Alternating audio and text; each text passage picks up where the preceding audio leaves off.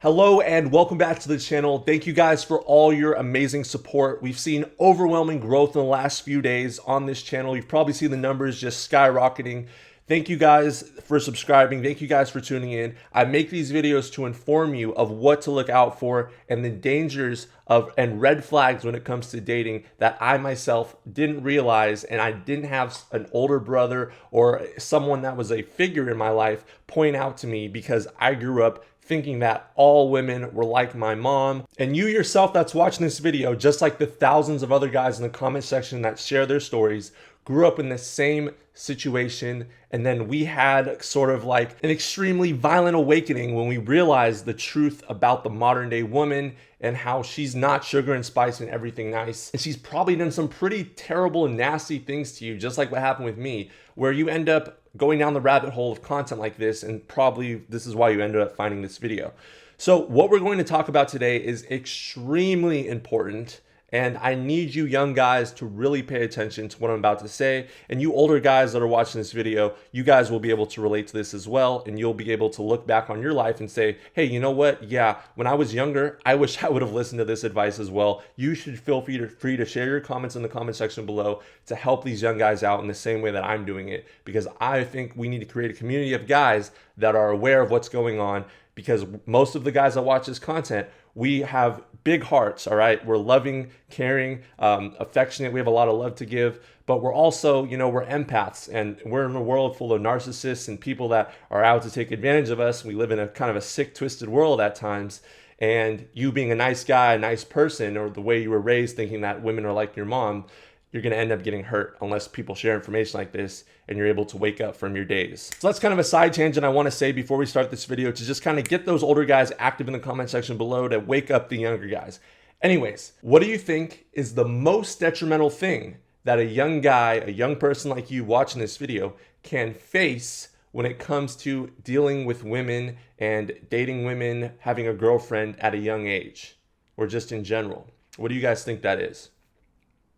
You're probably thinking, well, she could cheat, she could break your heart.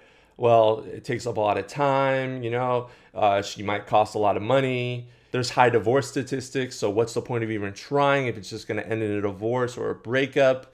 And most relationships don't even make it to the end, so what's the point of even trying?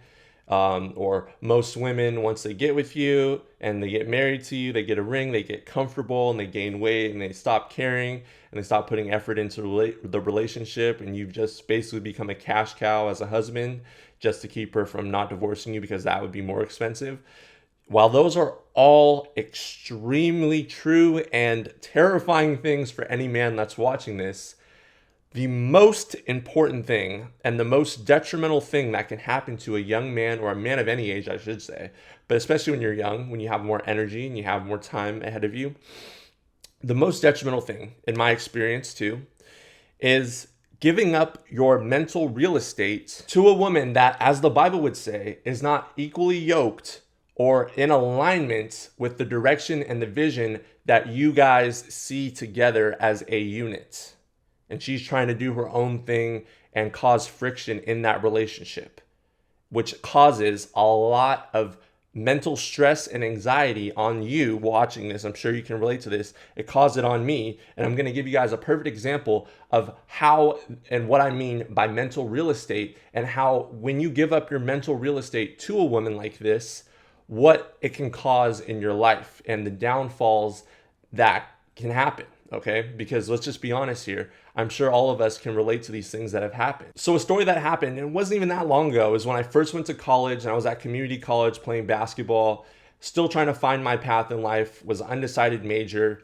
And I remember I got into a fight with my girlfriend, who at the time was my high school girlfriend, but she ended up staying back behind in the city that we grew up in. And I went out to play basketball and chase this dream that I was after.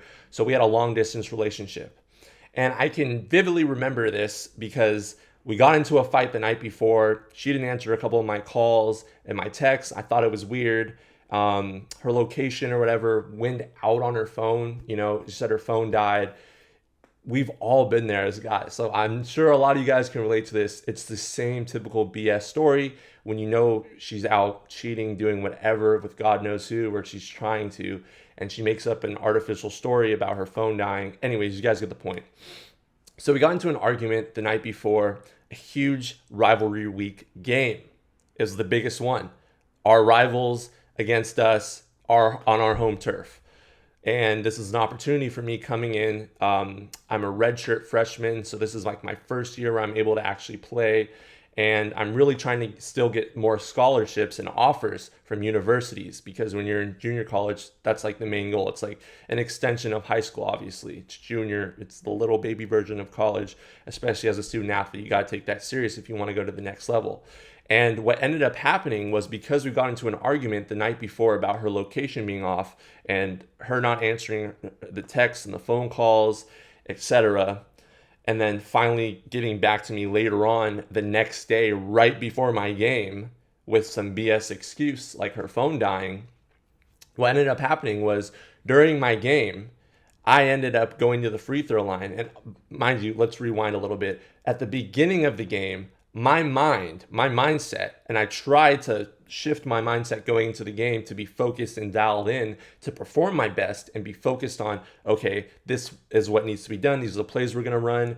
My head needs to be focused in this basketball game. It can't be thinking about what's going on outside of the game with this relationship.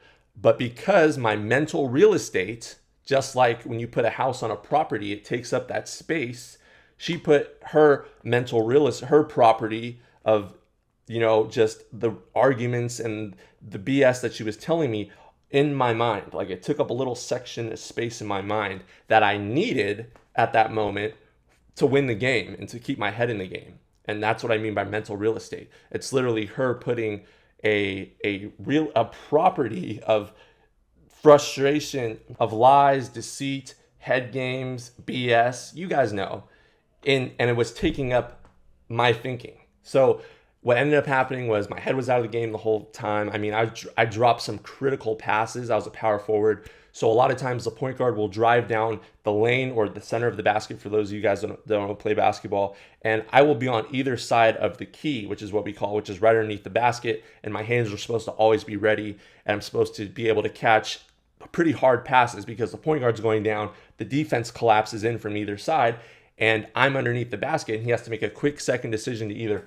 he's going to shoot or he's going to pump fake, pass to me, and it can be a pass down low, it can be a pass up high for a lob or alley-oop.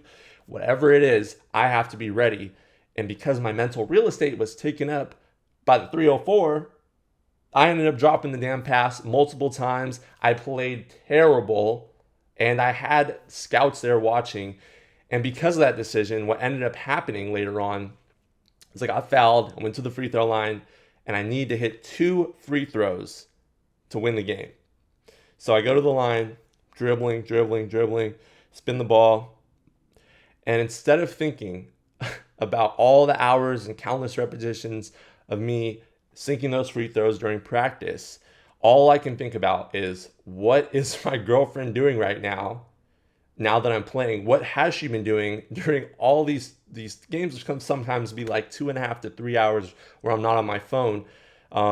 What is she doing during this time? Because I just caught her lying, and it was a clear lie. And I'm wondering, how many other times has this happened? And I'm spending a lot of my weekends driving back and forth.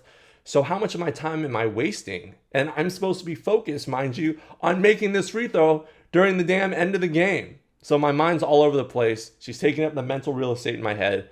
I sink the first one, right? Swish. So I make that one, get the ball back from the ref, do my little routine where I'm bouncing the ball, spin it, whatever. And I'm trying not to think about the mental real estate that's being taken up by this 304 in my head, my freaking ex-girlfriend. Go to the free throw line, shoot, and I brick it. And the crazy thing is, it bricks off the rim. And the way it bounces, or I miss, I should say, I shouldn't say brick, because some of you guys don't play basketball, don't know that. And it hits off the center of the rim in a way where it actually comes back towards the free throw line where I'm standing, and I have the opportunity to grab it. But because my mind's not in the right place, I have like a delayed glitch reaction where it's literally retarded, where I'm like, I I just wasn't, my head wasn't in the game. Fumble the ball, I miss it, and the other team gets it. We lose the game. The scouts leave. I don't get a scholarship. No one's interested in me. That trickles over into the eventual downfall and the depression I went into that you guys know about. And this all could have been avoided had I not let my ex-girlfriend, who was cheating on me and needy, take up the mental real estate in my mind. So a lot of you young guys that are out there, I want you to think of your mind and your brain as very precious and valuable. Think of it as like a 13,000 acres or whatever of land that's clear and empty, just a straight, beautiful field in your mind where there's no damage done to it. And when you bring in a toxic woman or a relationship that is unneeded and unnecessary, especially when you're at that age where you're supposed to be focused and dialed in on, your craft and making something of your life, you're pretty much bringing in Section 8 housing on that beautiful plot of land. And honestly, it can turn into a ghetto very quickly and get overrun and, all the crazy stuff that happens when there's Section 8 housing. You're bringing that into your mind in a hypothetical way when you bring in a toxic woman in your life. And she's taking up that mental real estate.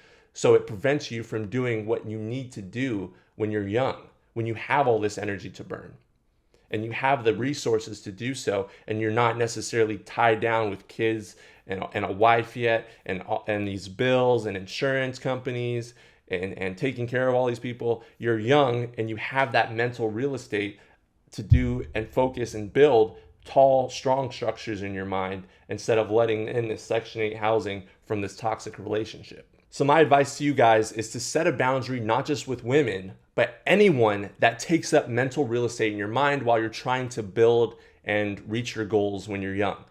You need to sever and cut out literally any time wasters, any negative people, and anyone that's draining you of your most valuable thing, which is your energy and your resources and your mindset. Because, the best ideas come to you, they say, when you have a clear and open mind.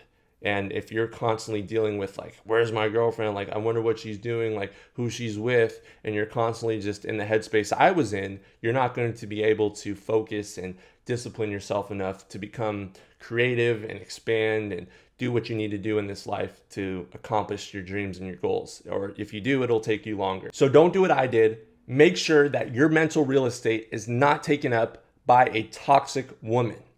So please listen up carefully, young men that are watching this. Don't make the same mistakes. I love you guys. I want what's best for you. You guys that are watching this, comment below your stories. Has a woman taken up your mental real estate? Comment that in the comment section below. You older guys that have already experienced this, definitely share your stories as well. Let's create a community around this. Let's get this information out to more guys and wake more people up.